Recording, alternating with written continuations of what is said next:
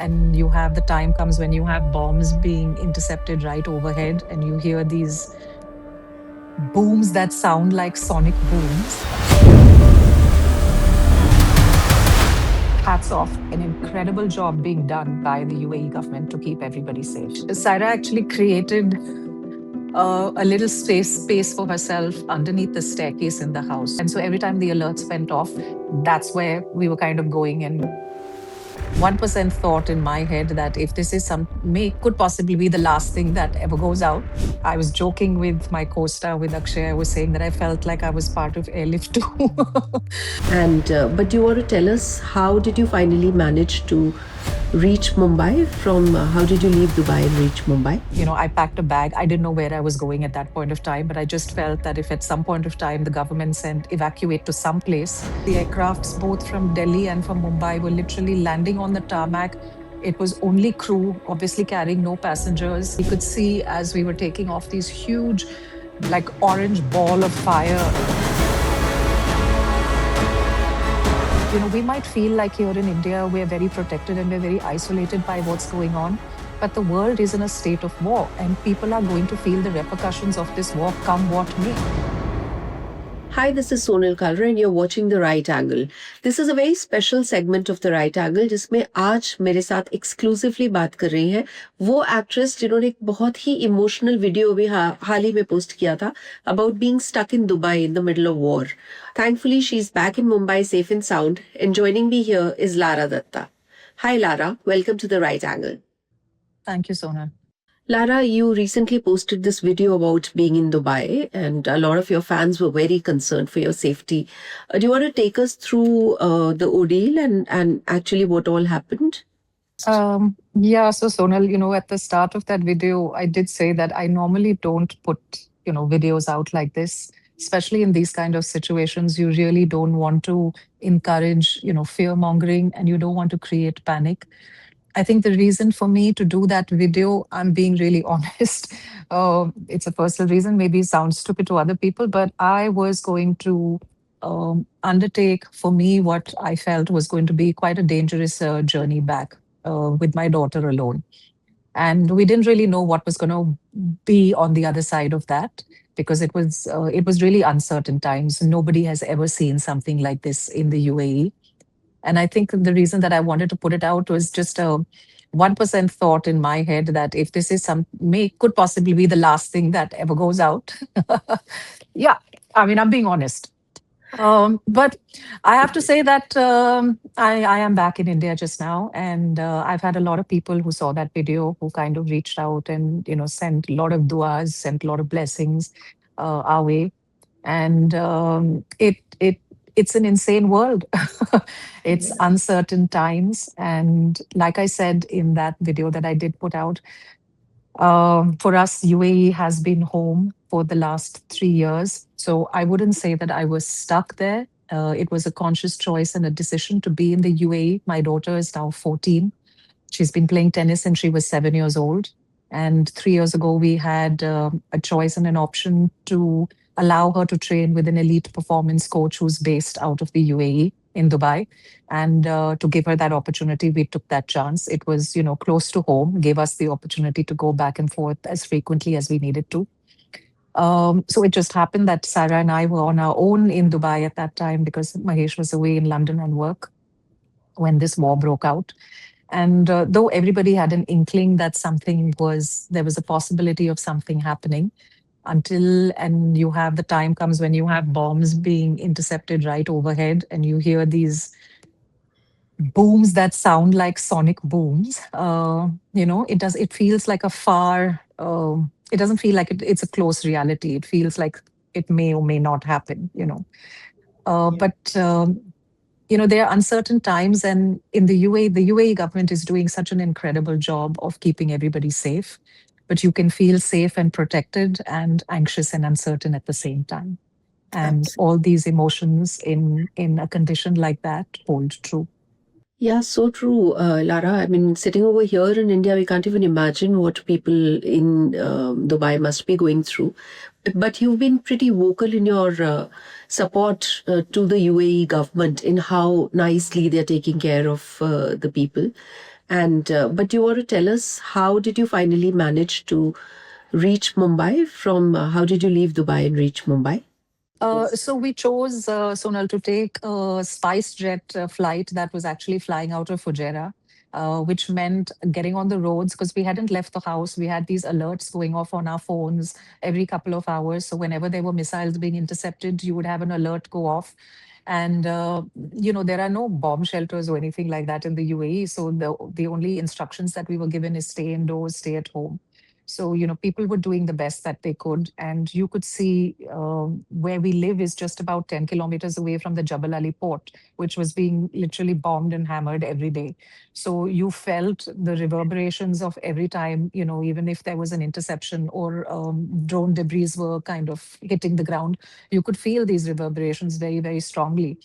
So we decided to, kind of take that chance. For me, it was I didn't want to be on my own. I wanted to be with my husband. I wanted to be with my family. So we got in a car and drove 2 hours on the roads to Fujairah. And Fujairah had been bombed just the day earlier. They had bombed Fujairah port and the oil refinery that was there. So that was actually on fire. So it was scary. I'm not going to lie about it. I was joking with my co-star, with Akshay. I was saying that I felt like I was part of Airlift too. But, we got by road to Fujairah. It was quite a harrowing wait at the airport as well, because a lot of flights were being cancelled. We actually had bookings on Emirates and Etihad, but all the flights got cancelled at that time. So there was really no way out. And it was a harrowing time because you could hear, even at the airport, you could hear these booms. You were just hoping, that nothing was struck. And I would say hats off to our airlines as well with SpiceJet. There were very, very quick turnarounds. The aircrafts, both from Delhi and from Mumbai, were literally landing on the tarmac. It was only crew, obviously carrying no passengers. They 15 minutes from the time the aircraft landed on the tarmac, they loaded everybody up onto the plane. None of the crew deboarded. And it was a very quick turnaround to get off the ground as quickly as possible. And we could see as we were taking off these huge, like orange ball of fire in the very close distance, which was still the fire that hadn't been put out completely, that was still burning from the bombing that had taken place. So it's you do at that point of time whatever you feel is best for your family, and each person reacts to things differently. So we still have a lot of friends of ours, Cyrus, schoolmates, who have not left the UAE, also because they don't have the choice that we had. um, but I think in these kind of situations, you just do what you feel is in the best interest to protect your family and your own mental health. Because Sure. I know that for us adults, it was, keeping a sense of normalcy for the kids. But I am very clear that my daughter is definitely going to have some amount of trauma after having lived through this experience. Yeah, I was just going to ask about your daughter Lara, because as a mother, as an adult, your instincts to protect her immediately kicked in. But I'm only wondering what must be going on in your daughter's mind. How has she taken to this entire experience and the trauma?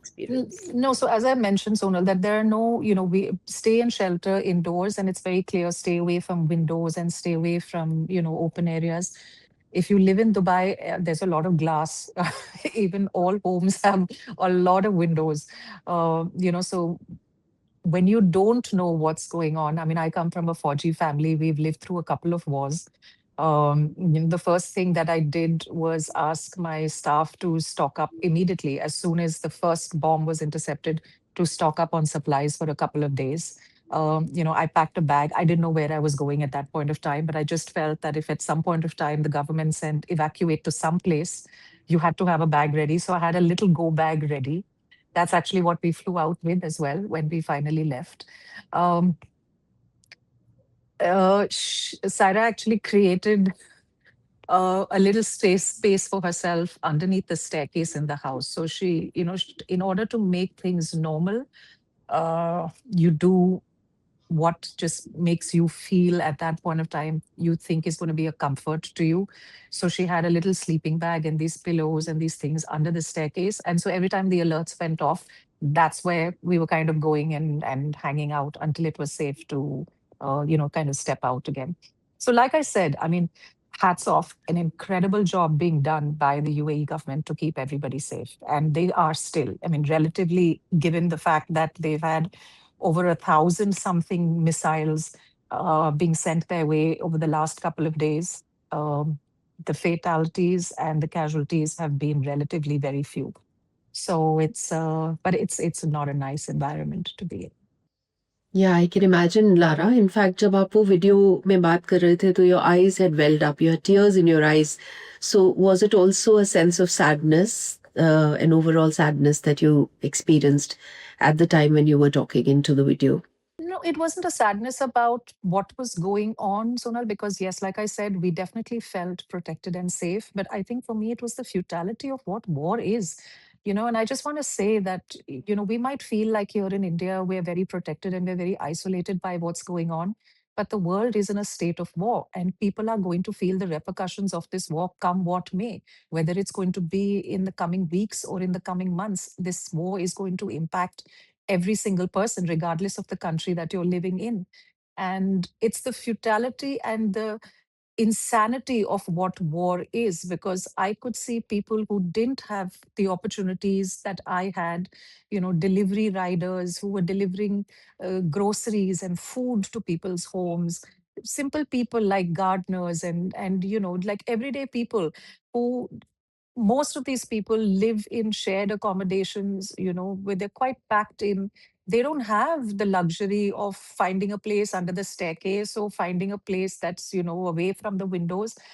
And they're the people that keep a country going when things like this happen. They were still out on the roads, they were on their bikes. I mean, if we were scared about, debris falling in our homes or in our gardens, I mean, you've already heard now that there's been a casualty in this with debris falling in Dubai for a regular person that was out on the roads.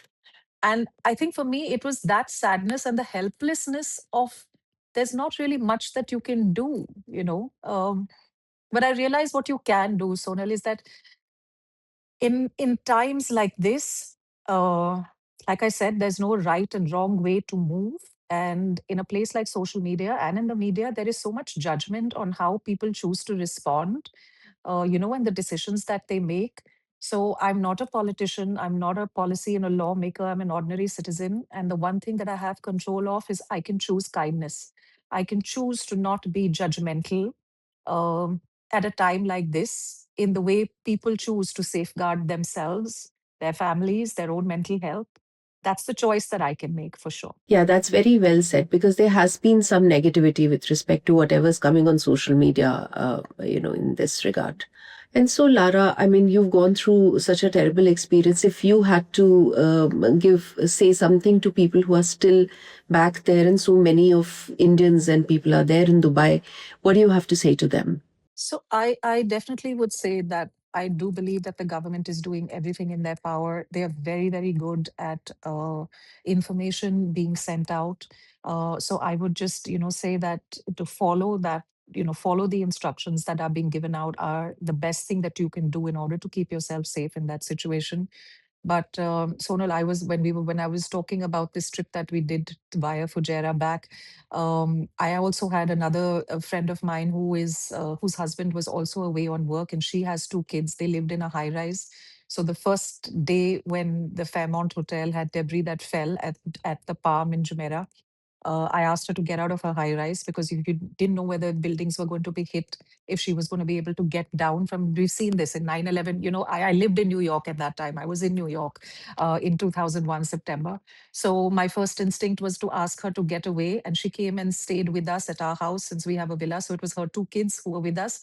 And when we were leaving, maybe it's a military thing. It was literally leave no man behind. So the flights were very few. We couldn't get seats. Seats were very expensive. But I was refusing to leave the UAE and leave them behind. So I actually brought them. We all came back together. We took this chance. I brought my house staff together back as well, who had taken from here with me, and it was leave no man behind. So I think in whatever small ways that we can contribute at this point of time, we can. For the ones who are still staying there, I'm in touch with a lot of our friends and colleagues on a daily basis. It's mentally very, very hard for people. So all that we can do, like I said, is pray, is be non-judgmental, and really hope that some sanity or semblance of sanity returns to the world really quickly. Well, thank you for joining us, Lara. Thank you so much. Thank you, Sonal. Thank you for having me.